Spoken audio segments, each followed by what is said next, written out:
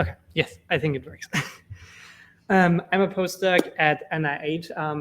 This project took me only 6 years to finish. I started in my master's, like in the beginning, took me all my master's, PhD, and like 3/4 3/4 of my postdoctoral fellowship at NIH.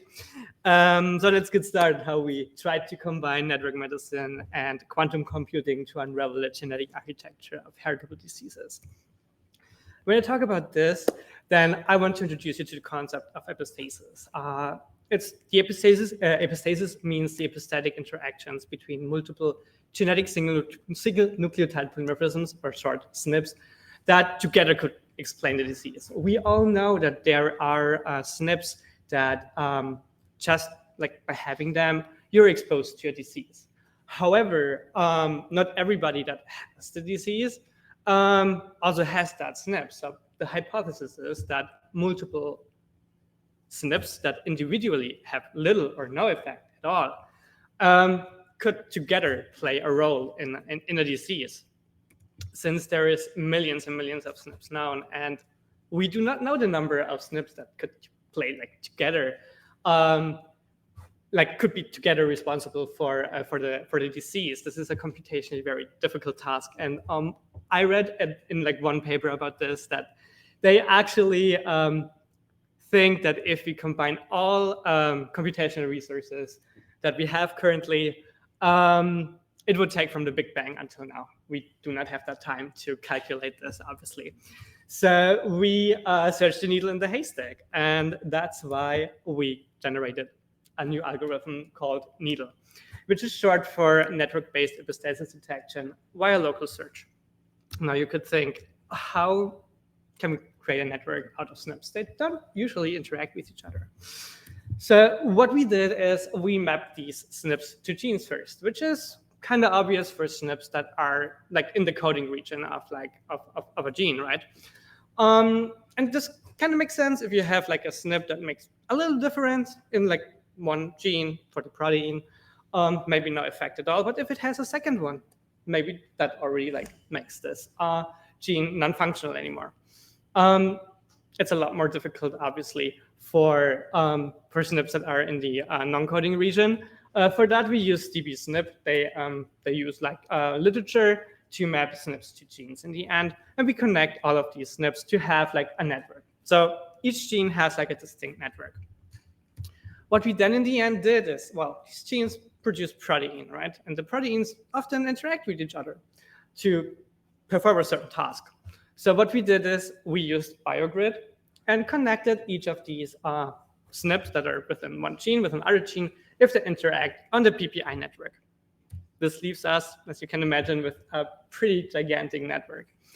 So what did we do with this? We said, okay, let's bring in some statistics. We implemented a lot of different statistical models, as you can see here. We will be focusing today especially on the maximum likelihood model that NEEDLE uses, but also, for example, the G-square test or the Bayesian model that like some competitors use. If we add this, we will get like such a really big solution space. And as you know, most of these like statistical models, you search for like a low point in there. Since this is pretty big, how can we find this? Now I want you to think, after an exceptional conference here, you're tired and you want to go on vacation. So you think, oh, Venice is a great place to go. So you're in the airplane over the Alps. This is your statistical landscape. Now you think, where is the lowest point in there? Even from high up, you can't really say, right? Because it could be the deep lake there, but it could be like behind a pretty high mountain, like back there that you can't see.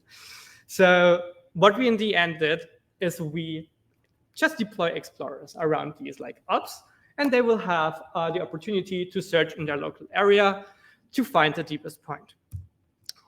As you can imagine, picking starting points in this SNP interaction network in this like statistical landscape is not so easy. You can do it randomly, but you might miss like a pretty good point. So, and this is computationally pretty expensive. So what we did is we reached out to some researchers at the University of Verona that had contacts to the CERN Super Collider, and also Microsoft, IBM, and D-Wave. We were able to access quantum computing resources, and they were able to help us implementing a QUBO algorithm that gave us pretty good points already in this big network where we were able to start searching. So what we did is these explorers will now get from the quantum computing, they will get these like SNPs that are already connected in the network in a very promising region. And these explorers will now have like the backpack with these connected SNPs, and they will add, substitute, or remove like a SNP in the closest neighbors in where they are connected to. They will always calculate the new score, and if they find a lower one, oh, great, I will go into this direction. I will do this operation. And then I will just do it all over again. However, this leaves us stuck pretty easily, unfortunately. And maybe after this little hill, there is the deep lake that I'm searching for. So what we implemented is we are like overruling the rejection with decreasing probability over time, so they can like search in their area a little bit further. And we will just reiterate this local search until we are not overruling this rejection anymore. And the explorer will then report back the best result to us.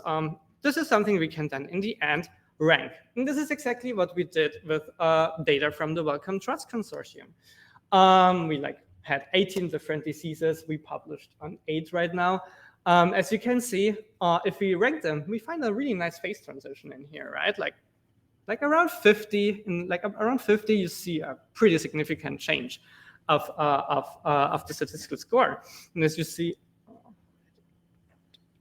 you can see here, like this is the statistical change. You can see on the y-axis, you can see the maximum likelihood score, or also the Bayesian score, and you can see that it's around 50. We then thought, okay, that looks pretty nice, but what do other like competitor methods do?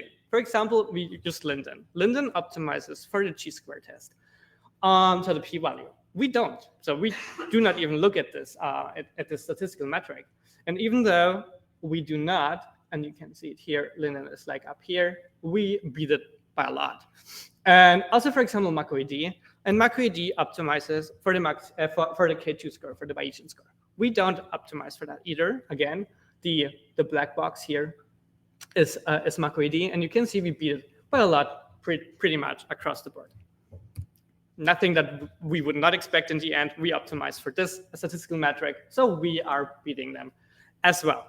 Now we thought, okay, that sounds pretty nice, but how do our SNP set look like right now? Most methods actually only use 2 SNPs. So the result is only 2 SNPs together and associate. Kind of makes sense because it's a combinatorial explosion if you like add more than 2 SNPs, obviously. So we looked into that. Needle is capable to add as many SNPs as it wanted to. However, our results resulted in like around 3 to 7 SNPs all the time. As you know, if you have a statistical metric and you add more and more features, you usually gain a better score. And we don't do this here. So we thought, great, maybe we did find a biological signal in our data. So we thought, does our network make sense, or should we change the network? So what we did is we shuffled the labels or shuffled the edges to stay as close as possible on the original SNP interaction network. We were only able to do this for 3 diseases because this, I think, took almost a year on a supercomputer. So we only did it for 3 diseases. And as you can see, we are actually significantly better with the SSI network derived from the PPI network than like any of the random ones. Now you could think here, there's a little bit of what's that? So we actually looked into that, and we just had a great talk about gene regulatory networks. And it seems actually, it's not published yet, but I'm working on this in the future, that if you add gene regulatory networks into our SSI network, it actually gives us another boost. So, okay, now we wanted to see what if we randomly shuffle these phenotypes? Is this like a random signal that we find in there or not? So we've shuffled, some diseases will become healthy, some healthy become diseases. And we just ran a needle again. And now you can see great phase transitions in the beginning, no signal anymore. So it's completely gone. Doesn't seem very random. Also, if you look at the number of SNPs that are now in the SNP sets, you can see it all moves to the 10. So it's like, oh, more and more SNPs. So it's like exploiting this with a statistical method. We also, again, shuffled labels and edges. There is no significant difference anymore. It's exactly the same as before. So in summary, we prioritize biologically plausible SNP sets by mapping SNPs to proteins and connecting to SNPs if they affect the same or neighboring proteins in a PPI network. We use quantum computing to accelerate our search, and we identified more significant SNP sets associated with diseases compared to our competitor methods. We hypothesized that it's not 2 SNPs, but 3 to 7 SNPs that could be the driver for diseases. And we demonstrated that by removing biological information, we also eliminate the biological signal, which gives us, in the end, confidence in our results. With that, I want to say thank you to 49 co-authors that added tremendous value to this project, and to all the universities and institutions that provided funding for 6 years of great research. Thank you so much for your attention.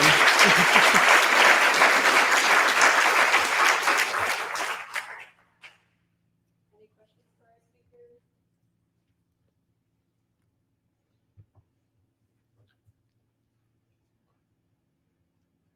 Hi, thank you. I have a question about, so you say 3 to 7 SNPs per disease. Do you mean epistatic SNPs? Yes. And then are they in the same protein, or how are you dealing with LD? That is a very good question. So we actually have an LD filter in our program that you could use. It does actually slow it down a lot. And we checked it out, and actually the results are not in LD, at least not at the cutoff that we did. If you want to know the cutoff, I need to check out the paper. It's been a few years. But yes, we did address this problem. I understand where you're going, but they're never in LD. They're never that close. Okay, but then the 3 to 7 is the epistatic. Yes, Yeah. They can be also in different proteins, so it does not need to be the same protein. But it seems this together, these 3 to 7 seem to be the most, at least needle stops at that by itself. It does not add more, even though it could. I see. Okay, thank you. Thank the speaker. What is the speed of?